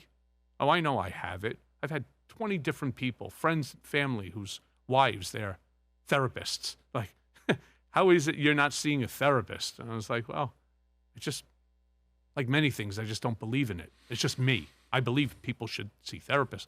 It's just not for me. I'm like, maybe you should. I think you should make that call. And I don't know what's going to happen, but I think you should make that call. The risk he's going to have, and I don't know if he cares. I actually think he's reached a status right now that, remember when I don't know when it was, that 2019, 2020, that if you were a Trump ally, you were worried, am I going to get sued? Am I going to do this? People were afraid to be, you couldn't go anywhere wearing the MAGA stuff. Nowadays, people are like accepted the fact that he got reelected. Don't get me wrong. There's still a lot of chaos behind it as well. Just 2 weeks ago, he called Elizabeth Warren. Said, hey, what do you think about the 10% credit card? You know, and she's like, I was shocked. He called me. I got canceled for that one, too. I turned around and said, good for him. Yeah. By the way, can I ask you this? So let's just say, let me go back to what people consider me to be, that, you know, lefty anti-Trump guy. Right. And I turn around and I say, you know what? Good for him for calling Elizabeth Warren. Good for him for having Chuck the Schmuck Schumer and Hakeem Jeffries come to his office. By the way, I never liked either of them. Ever. Not when I was doing my, and you know, and on Meidas, he'd be like, why do you always have to say that? I said, I just don't like them. I think that they're worthless. They're faux outrage and anger all the time with their fist. I just don't like them. I'm allowed not to like somebody, right? So we would laugh about it. Why does that make me bad? Because I turned around and I said, good for him for having fortitude to pick up a phone and to call somebody who has been, let's just say, less than complimentary. Why does that make me a bad guy? Why is everything that I say, somebody has to make a determination about the quality of my soul and character? I'm under this microscope from everybody. Everybody thinks they have a right to judge me. Why? There's only one person that's going to be judging me, and that person's not sitting here on this planet. That I can assure you. So maybe people should learn to keep their judgments to themselves. Listen to the facts. Facts matter. Innuendo doesn't mean anything. Everybody has an opinion. Good. Now take your opinion and keep it. Right? I don't know if I'm allowed to say the things on your podcast that I say on my own. Yeah. Stick it up your ass. Yeah. All right? I'm not interested in your opinion, even if it's positive towards me or negative. Just keep it to yourself. Just because you have an opinion doesn't mean you have to express it. And especially to those that are attacking me wildly every single day, shame on you. Shame on you. And the funny thing is they all claim to be these devout Christians. They're all devout Christians. Really? You think Jesus would say that? Let me be very clear. When I was in Otisville, despite being Jewish, I became very friendly with the deacon that was there, Deacon Davis. Truly a phenomenal man, much nicer than the rabbi that was there. No. Really, much nicer than the rabbi. He was a terrible human being. The deacon... The rabbi? The rabbi, terrible guy.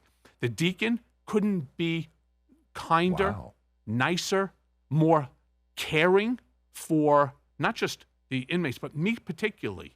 Right? Because he realized I was suffering. You know, there was a lot of anger and hatred. I was the highest profiled inmate in the Bureau of Prison when I was there. Who else was there with you? Who was there with me? Yeah. Mike the Situation from Jersey Shore. Senator Dean Skelos. Billy McFarland of Fire Festival. Fire Festival at his peak. Yeah. We had. He did the thing with Ja Rule, I think, the big party. Yeah. That's correct. Yeah. We had a couple of pretty significant notables. Joe Percoco, who was Andrew Cuomo's chief of staff. He ultimately had his conviction overturned. Good. Thank God he's a great guy. There were some significant notables, but I was the highest profiled inmate in the Bureau of Prison. In fact, I had to build my own fence. Let me ask this. I learned how to do a lot of things while I was there. I mean, the deacon, that's he was the kindest. Respect. Respect damn straight. Yeah. There was also a nurse. She's that was there, who also was beyond kind to me, because I have blood pressure issues, believe it or not, which I developed there. She would make sure that I was properly given my blood pressure medication, and then there were times where just the stress becomes overwhelming, and she'd make sure. If it wasn't for her, I probably wouldn't be here today. I write about her in the book too. Very cool. Respect is right. Respect for them. By the way, at what point when he started working with the president did you know he's going to run for office? From 2011. 2011. What happened in 11? Oh, so okay, here we go. Ready for this? So to all the people who are maybe beginning to have a shred of compassion for me, right? 2011, I started a website. Let me go back and take it to the exam. I'm reading a newspaper. as I do, like he does every single day. And I'm reading the newspaper, and there was a survey. Who would you like to see run for the presidency in 2012 against Barack Obama? 5% said Donald Trump. That expression on your face. 2012. 2011. 2011. Time matters. Okay. How many people voted? Was it a good sample? To be honest with you, I don't remember, but it was about 1,000 people. Okay. All Whatever. right. It's a fair Sure. survey. Yeah. And it was in the newspaper. So I rip it out. And he gets in. Now, mind you, this is, before 8 a.m.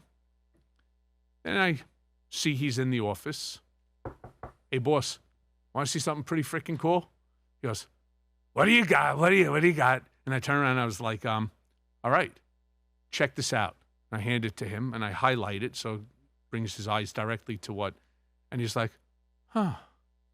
He goes, what do you think? I said, I think it'd be pretty freaking cool. He goes, I'm kind of bored of all of this. How many more deals? How many more golf courses? How many more buildings? How many more licensing deals? I'll let the kids do that. I was like, we're in the middle of a couple right now, some pretty big ones like the Doral, right? And he had bought the ones in Scotland and in Ireland, Doonbeg. It's like, yeah. He goes, explore this. Congratulations. You got another job now, mind you. During the time period that I was with Trump, not only was I his personal attorney, consigliere as they wanted to call me, I was on the board of the Miss Universe organization. There were only 3 of us, Donald, Weisselberg, and myself. Weisselberg? Yes, the 3 of us were the board of Miss Universe, along with NBC, that co-owned it. I was co-president of Trump Productions, which was involved in The Apprentice and also other reality television, with a guy named Larry Glick, who runs golf. I sat on 6 different boards, real estate building boards, where I was the treasurer, because I'm very, very sharp with a pencil, like insanely sharp. So I had plenty going on with that. And it was, to say the least, another incredibly big job. So I meet this attorney out of Dallas. In fact, I still have the book. It's in a leather-bound 3-ring notebook, which I will give to his library on loan. I want to continue to own it. It's mine, right? But that set up the future. Is this a lawyer of Andy Beal or no relation to Beal? No relation to Andy Beal. He was a lawyer. Okay. He may actually work for Andy Beal. I don't know, but I was introduced to him. It's broken down into every single state, into every county, who you need to speak to. It's the most thorough book. And then I ended up going to Iowa to learn about the first and call. We ultimately decided, let me rephrase that. Donald ultimately decided, I certainly concurred, we had negotiated another season for The Apprentice, where he was a guarantee of $60 million for that one season. Stop it. Don't stop it. Truth. One season, $60 million. Respect. Beautiful. Say it. Good for him. Say it. Respect. Damn straight. Good for him. Damn straight. 60 mil. Here's Trump's line to me. Michael, no one walks away from Hollywood. Hollywood walks away from you. I can't walk away from. And I was like, I wouldn't either, boss. Right? I wouldn't either. But he goes, if you stand with me shoulder to shoulder in 2015, I give you my word, we're going to do it. And from 2011 on, from the sweeps, is when it was the day of the sweeps, he made the decision not to go in 2012 for the presidency. To 2015, we talked about it every single day, plotting it out every single day. Plotting it or stuff like, what do you think about what he said? I wouldn't do it this way. I would do this. Was it that kind of conversation? Strategy. Okay. On everything.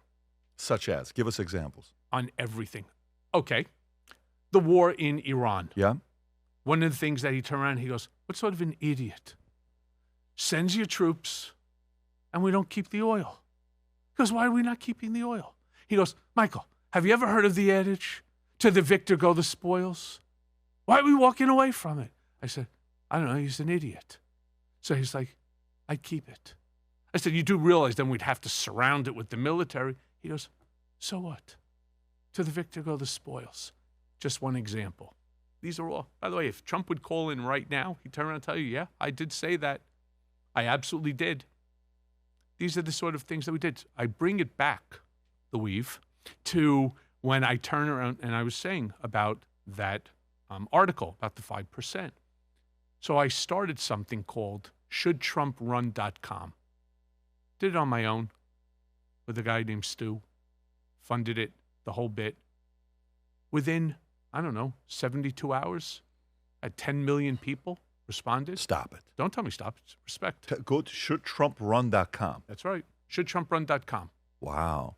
It was 72 hours. In 72 hours. It was like... How did you advertise it? How did it get out? I don't know. I just put it out there, made a couple announcements on like television, things like that. I used my relationships in media. Go to images. Go to images. Just go to images, seeing which one it was. Okay, it's not up because it's been many years.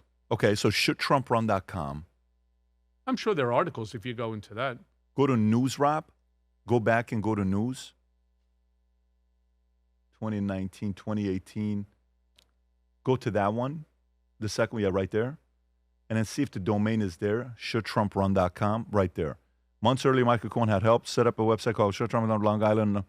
It's a long-time conversation. Cohen also traveled to explore the political. Interesting. So you're behind. So you're behind closed doors, checking the terrain to see if there's a appetite. Interest and appetite. Amen to that. And I come back to him and I said, boss, you're much more popular than you think. I got that look, you know, the look, right? The perched lips, the eyes sort of squint. He's so happy. And his happiness in those days made me happy. And we laughed our asses off. Where he turned around, he goes, can you imagine if we pull it off? Can you imagine? I'm like, yeah. And I think you can do it. Don't say that. You're jinxing it. I was like, I'm not jinxing shit. I'm like, this were the conversations that I had, which again brings us all the way back to the beginning of this podcast. When Todd Blanche asked me, you hate Trump. No, Yes, I don't. Yeah. No, I don't. There are a bunch of questions Todd Blanche probably could have asked me during that trial. Sure.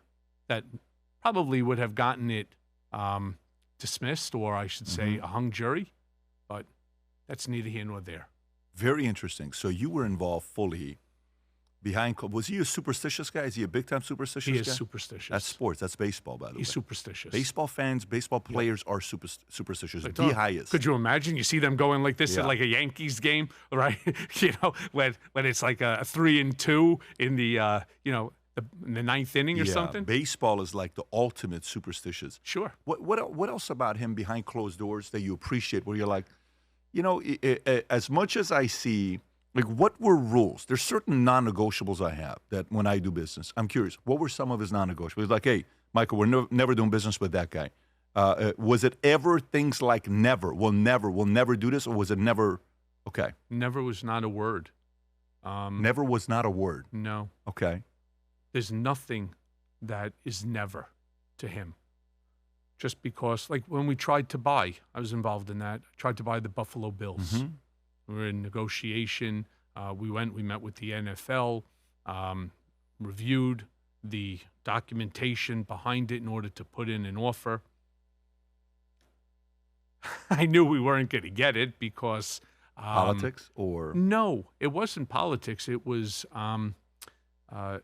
Terry Pagula, who is a native, ended up buying it, and he outbid Trump by like $700 million. I mean, he had just made billions off of fracking, and he is a local Buffalo native, and he outbid everybody, right? Trump by like $700 million. And can you pull up this guy, Terry? I want to know. Oh, there it is, Terry Pagula. So zoom in a little bit. He owns the Bills and NHL team as well, Buffalo Sabres. He owns the Buffalo Sabres as well. What kind of money does he have? $7 billion. Oh, he's a $7 billion guy? Now Okay. he's a pisher compared to Trump. Well, I mean, you don't know the name, so you. Oh, I do. By the way, interestingly the enough, average person doesn't know Terence Pegula. Well, here, okay. Let me give you a little factoid. You know who his daughter is? Jessica Pegula, the tennis star. Oh, wow. Yeah. Okay, so now I know his daughter. So you know who the richest one in tennis is? She is.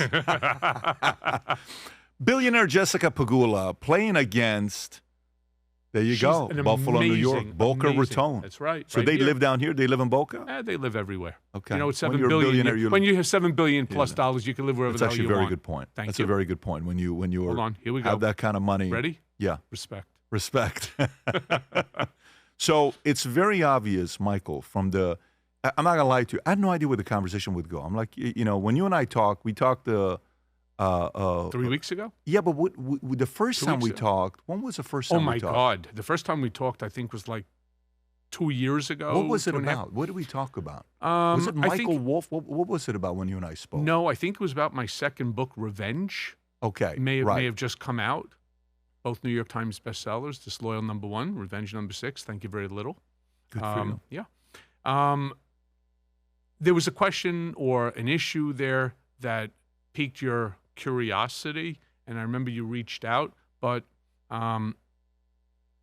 you then reached out, or somebody reached out in regard to my Michael Wolff interview on my Mea Culpa podcast. Right, right. And something, again, sparked an interest. And I don't remember if we had a lengthy conversation or maybe it was just by text message. But then, about a week or so ago, yeah. after I started getting canceled, that was last Friday. Yeah. You reached out, and to be honest, I was thankful that you did because, you know, it's a very troubling place to live between two polar opposites. Because it's sad that you can't have an opinion today without being brutally beaten by one side or both sides.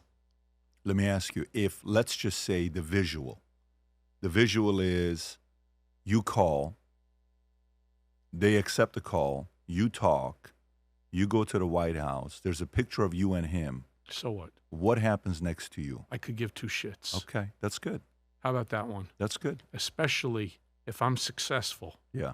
in that $70 million Trump Emancipation Proclamation order. Yeah. 70 million Americans, I'm willing to take the hits from these asses, these radical left maniacs, these liars. I'm okay to take the hit on that. By the way, one of the loudest detractors against me is a felon himself, a nonviolent felon, that will benefit from that Trump Emancipation Proclamation order. That is historic. That is legacy stuff. When you can fix the lives of 70 million Americans, 7-0, it's not just them. What about their families? What about their spouses? What about their children? Why should, if the judge gave you a 3 years, as they did to me, 3 years in, 3 years out, 6-year sentence, and you finish it, judge didn't turn around and say you're a felon for life. Why can I not have, isn't this country a country of second chances? Isn't this a country that's supposed to want to see reintegration into society, proper reintegration? That's exactly what this does. And just imagine the favorabilities now. He already has the Republican Party. What was the thing he did in 2018? The first act, that Van Jones showed up to the White House and he was standing behind Trump. You know which one I'm talking about?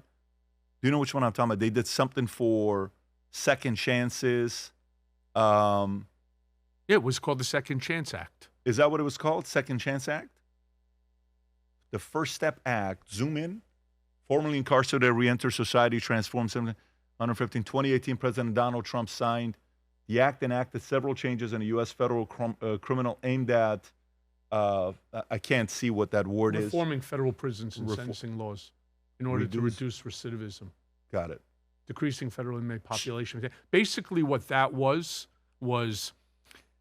sort of the decriminalization of marijuana and other... How different? So that's misdemeanors. You're saying felonies. Correct. To try to get back into the system. Correct. No. These are people who have already done their time. This is taking away the stigma of having a felony conviction. Like It's impossible to get a bank account. It's impossible to get a credit card. We're a cashless society right now, or as close to cashless as you can get. So now you have to go to one of these third parties. You got to constantly take cash and re-up whatever your credit card is that you're using, your debit card. Why? Why should a felon, I don't care who that felon is, as long as it's nonviolent, that would fall under TPO. Why should you not be able to open up a savings account or a checking account? You can only spend what's in there, right? There's no fraud that they could commit. So this TPO Act, my estimation, would significantly change. And I'm going to get attacked for this shit again, right? By the radical left. Why are you doing anything to help Trump? Why are you doing anything to help Republicans? You're a Democrat. Been a Democrat my whole life, right? Do you know when I was the vice chair of the RNC? I was the vice chair. There were only 4 of us, led by Steve Wynn. Great guy. It's another one that was very hurtful. You know, we were very close.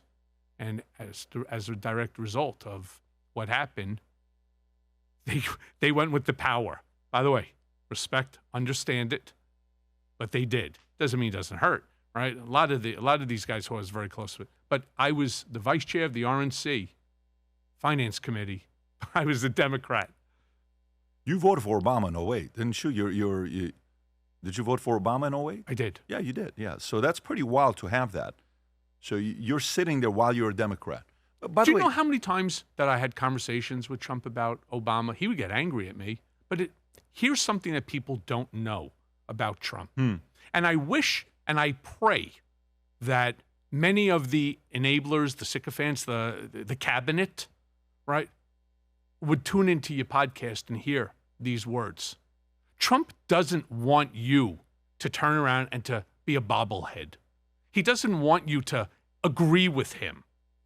He doesn't care if you do or you don't. He's going to do what he wants anyway. He wants to hear your real thoughts. I was somebody who would push back with him on a regular basis. And I would say, you know, boss, I see where you're going with this. But you think maybe we can take a different route, one that doesn't seem so caustic, one that does. Let's all acknowledge, for example, we all want strong borders.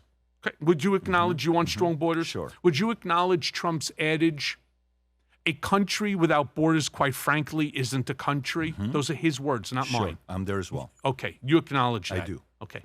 I think it's also fair to say that ICE, or having guys with masks, no identification, no names, no ID numbers, with AR-15s, many of whom are not properly trained. 47 days is certainly, in my estimation, not enough. I would like to see ICE stand down. I'm not saying don't guard a federal building if you think it's under assault. I'm just saying there's no need to ever turn around, put your hands on a woman and throw her to the ground simply because she's filming, simply because she's blowing a whistle. Again, you may think differently. Many of your listeners may think differently. It's my opinion, right? I don't put my hands on women, all right? And I don't believe that these guys should do it either. Doesn't mean we can't get to the same ultimate goal, which is strong borders, which is knowing every single person who's coming into this country and residing here. I think it's all fair to say none of us want, for example, MS-13 in this country, not in our neighborhoods, not in this country. We don't want Trent You'd be Durago. surprised when you say none of us want. What do you do when the borders are wide open? Who do you know who comes in? That's the whole point. Yeah, I mean, when you keep the border, when you say what you're saying, I have a rebuttal to that. One to me is, why didn't Minnesota cooperate? Why doesn't the local and the state police cooperate and send the reports to the government? Why doesn't LA and California cooperate? Why doesn't Maine, Chicago, Illinois? You can cooperate. If you don't cooperate, so what do? Don't send anybody there to not protect the people? It's my responsibility to protect them. Number two is... Well, it's actually really the governor's primary responsibility. Should they have come to the White House? By the way... He made the phone call. What did Trump do? When he made the phone call, he picked it up. And what did Trump do? Trump's a reasonable guy. He came out of his way to do what? Hey, tell me what you need. We're going to come help you out. Did you see when Tim Walz announced that? Yeah. Yeah, it was all over the place. Yep. So for Trump even tweeted about it, saying, we spoke, he sounds reasonable, we're on the same page, we're going to work together, because to him, the American people are first. And in regards to the women, is if I'm ICE, if I'm a cop, and you're not following my orders, am I supposed to say, don't put your hands on a woman? You're asking to follow orders. If you do. If you don't, I have to do what I have to do. Protect. It's a very complicated issue here, Michael. It's very complicated. However, what was she doing? Filming a First Amendment protected constitutional right. All right. There was no reason.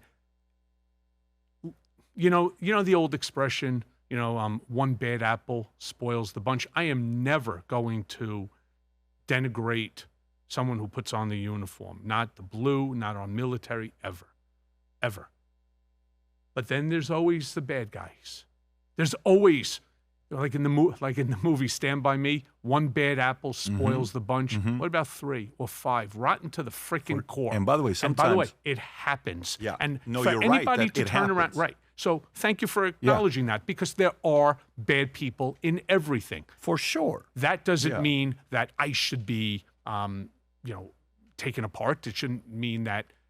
It just means that you have to keep an eye, because, especially, you have 2 Americans who were killed, who died unnecessarily.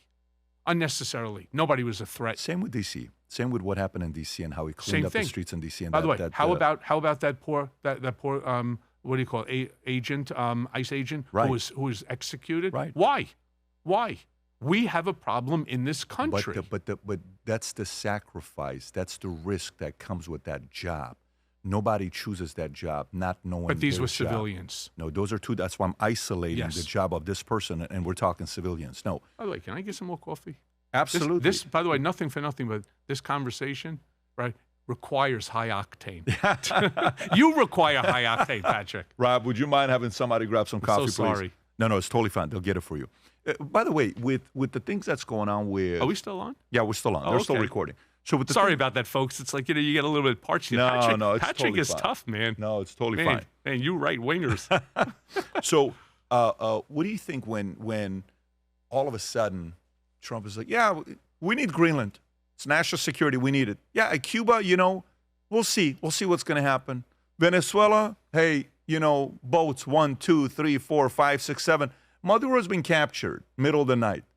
What do you think about when he's doing what he's doing? How many of these things that you're seeing happening, he talked about then that you're like, yeah, that's been part of a strategy? How many of it is, nope, it's just off the cuff. He thinks it's a good idea. He executes. Okay, so Venezuela was never a topic that we talked about. Not in 2011, not in 2015. Even with the oil stuff.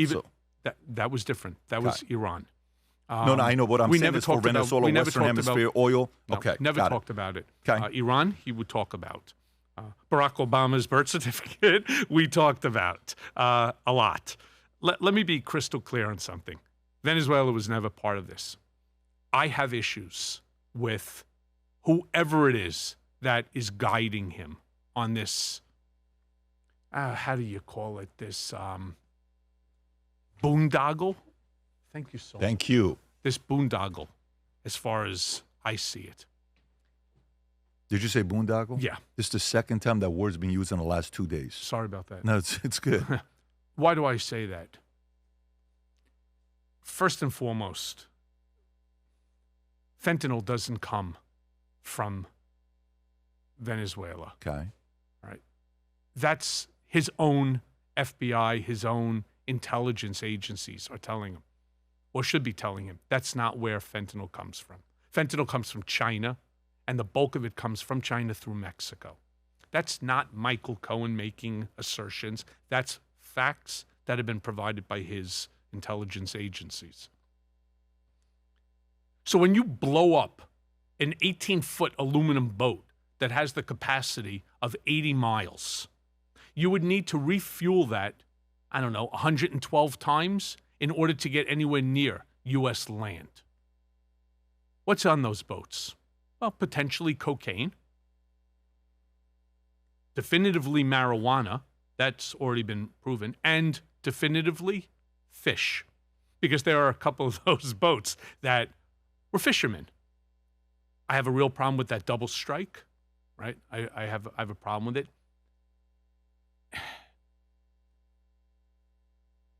It's a difficult operation in and of itself. I'm trying to understand exactly what the purpose of that military operation is. Is it regime change? If it's regime change, okay, that's a whole new conversation, Patrick, for you and me. It's a whole new conversation. I'm not opposed to regime change. In fact, the woman who picked me up yesterday from the airport and I engaged in a rather interesting conversation. She's from Brazil. She would love Trump to invade Brazil and to get rid of the gangs that are destroying her country. São Paulo, nightmare. The killings, nightmare. She would love him to do the exact same thing. This is who? This is a friend? This is the woman who drove me yesterday from the airport. Got it. She's telling you this. She's telling me the story. How amazing is that? Well, I mean, you got to think about it, because what Alexandre de Moraes and Lula did. Oh, could you say that again? Alexandre de Moraes. Oh, you sound like the guy from like the Modelo commercial. Have you seen this guy? Have you seen what he looks like? Alexandre? Yes. Yeah, he is like a legit. He's a gangster. He's a gangster. No, he's a legit gangster. Yeah. They control the Supreme Court. They control Congress. They control Senate, like 80 to 20, 90 to 10, the level of control that they have. And now there's a young guy, Nicolas Ferreira. I don't know if you're following that guy or not. He's 30 years old. He's probably going to be saving Brazil. The guy is so capable, talented, and loved. Unless they take him out. Unless they take him out. And that was her fear. So watch this. This Nicolas guy, Nicolas Ferreira, right there, Ferreira. Okay? J, go to F-E-J. If you go to F-E-J, hang on, let me pull him up right now. This guy, when you see him, you won't believe how many Instagram followers he has and how much love he has from Brazil. Nicholas, can you follow me, please, on my YouTube? There you go. My Instagram. Can you? I've seen him. Yeah, he is a talent. Yep. A gifted talent. Rob, can you pull up his Instagram account just to show? He's been doing a march in Brazil on his own. Look how many followers he's got at 30 years old. 20 million followers, 21 million followers. Go a little bit lower, Rob. Okay, you see that video to the top left? That got 9.3 million likes. Can you click on it? How many views did it get, Rob? If you click on the view, if you click on a 9.3 on the bottom, it'll tell you. That clip that he posted, it's not showing you. That clip, I believe, got 300 million views. Wow. On Instagram. Wow. He is loved, admired. So Brazil, a lot of Brazilians, similar to Venezuela. The difference is, you know. I have family that lives in São Paulo. You do? I do, yeah. Yeah. I was there last year. I was there to go and visit with Jair Bolsonaro, and it was an incredible experience. Wow. The people are some of the most amazing people. We did a 3.5-hour interview, and in the moment, in the middle of the podcast, while we're doing the interview, reports come he's getting arrested. He had to leave when the interview's going. And so, that's why she wants a regime change there too. But here's the problem with that. And I said to her, are we really wanting America to become the police of the world? While I acknowledge Brazil is problematic, there's a lot of places that are problematic. It's a very good debate. I think it's a very good debate. It's a fair debate. Yeah, I think it's a very fair debate to have. But you know what? Her belief, there's only one person who actually has the balls big enough to do it. She's right. By the way, I didn't disagree with her. Well, for two reasons. One, she was driving kind of fast. Did she know who you were or no? I'm not sure. Okay. I don't think so. Got it. I really don't think so. But she was driving a little quick, so I don't want to get her all excited. So I just agreed with her. She's not wrong. I mean, you know, I was born and raised in Iran, and a lot of people in Iran are wondering what's going to happen with Iran. And a lot of Iranians know there's only one guy that can help them be free, and it's him. And, you know, he's already sent, Abraham, is it the Lincoln that's on its way, 5,800 soldiers, and they're right outside. I think he moved Lincoln. What's the chance that he'll turn around and make like the USS Michael? Michael? USS Michael? Yeah. I don't know. Probably less than a 0% chance of that happening. I mean, I think let's start off with the first phone call before we go making those You're right requests. on that one. But anyways, Michael, I've really enjoyed this. This was great. Is it what you thought it was going to be? Yes, I was walking this morning and I'm doing my workout and I'm like, I think this is going to be a good conversation. And let's see what's going to happen. There was a percentage of me, I'm like, is he going to come and try to make us, be a spectacle and do this? 10% chance. I mean, I'm like, maybe he's going to do that. But I have to tell you, I really enjoyed the conversation. As did I. I really enjoyed the conversation. I think you were fair in areas. You're giving your answers, and the audience gets to decide. And I'm sure, a lot of people on your side are going to hate that you did this today. And I'm sure a lot of people on my side are going to sit there and say, why the hell would you have him on? But I'm certain anybody that watched the whole thing is going to say, I really enjoyed this conversation. I'm certain of it. I'm certain anybody at the end is going to say he was vulnerable, he was honest, he was transparent, and you know what? Let's see what happens next. And I'll keep you posted on that phone call. Yeah, you make sure you make that phone call. You know I will. Don't ask for the change of the name of the ship. I don't think that's a good idea, but all the other stuff, go ahead and do it. Deal. Really enjoyed it, buddy. St. Patrick, thank you. All the best. Take care, everybody. God bless. Bye-bye, bye-bye. Hey, Michael Cohen here. Look, you all know who I am. Donald Trump's former personal attorney and fixer. A lot of things have taken place over the years. A lot of questions need to be answered. Well, you may have a lot of questions. So do me a favor. Anytime you want to ask me a question, feel free to reach out to me on the neck.